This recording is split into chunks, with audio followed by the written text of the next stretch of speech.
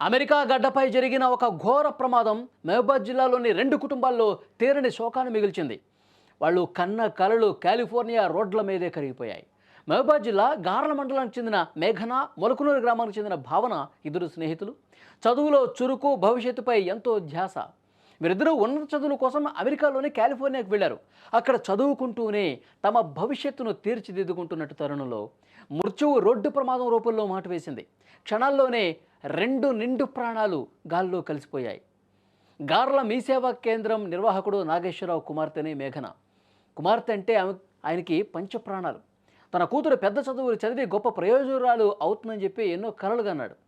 అటు మొలకనూరు ఉప సర్పంచ్ కోటేశ్వరరావు గారు కూడా తన కూతురు భావనను గారాభంగా పెంచుకున్నాడు.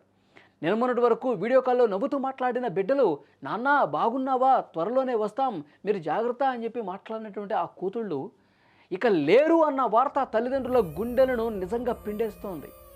ఉన్నత శిఖరాలకు వెళతారనుకున్నటువంటి ఆ బిడ్డలు ఈ విధంగా అర్ధాంతరంగా తిరిగి రాని లోకాలకు వెళ్ళిపోతారనే కలలో కూడా వాళ్ళు ఊహించలా. ఆ కుటుంబాలు శోకంలో మునిగిపోయాయి, తీవ్రంగా రోధిస్తున్నటువంటి పరిస్థితి.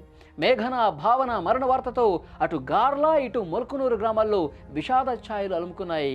వాళ్ళు ఉన్నత చదువుల కోసం వెళ్ళిన వాళ్ళు ఈ విధంగా వాళ్ళు ప్రాణాలు వదలటంతో, రోడ్డు ప్రమాదానికి గురై చనిపోవడంతో చాలా బాధపడుతూ ఉన్నారు. చూడండి, భావన ఫోటో మీరు స్క్రీన్ మీద చూస్తూ ఉన్నారు. అలాగే మేఘనకు సంబంధించినటువంటి ఫోటో కూడా చూస్తూ ఉన్నారు. వాళ్ళు ఎంతో సంతోషంగా ప్రతిరోజు కూడా తల్లిదండ్రులతో వీడియో కాల్లో మాట్లాడుతూ, ఇక్కడ మేము బాగున్నాం, ఇక్కడ మేము బాగా చదువుకుంటున్నాం, ఇక్కడ అందరూ బాగానే ఉన్నారు, బాగా మాట్లాడుతున్నారు, అంతా బాగుంది, నేను వస్తాను, అతి త్వరలోనే ఇండియాకు వస్తున్నాను, ఇంటికి వస్తున్నాను, మనందరం హ్యాపీగా కలిసి ఉందామని చెప్పి వాళ్ళు రోజు మాట్లాడుతున్నటువంటి మాటలు ఇంకా ఆ తల్లిదండ్రుల చెవుల్లో మారుమోగుతూనే ఉన్నాయి. కానీ సడన్గా జరిగినటువంటి ఈ ప్రమాదంతో, ఈ రోడ్డు ప్రమాదంలో ఇద్దరు స్నేహితులు కూడా చనిపోవడంతో షాక్కి గురైపోయారు. నోట మాట రావటం లేదు, దిగ్భ్రాంతికి గురైపోతున్నటువంటి పరిస్థితి. ఆ గ్రామాల్లో విషాద ఛాయలు అలుముకున్నాయి.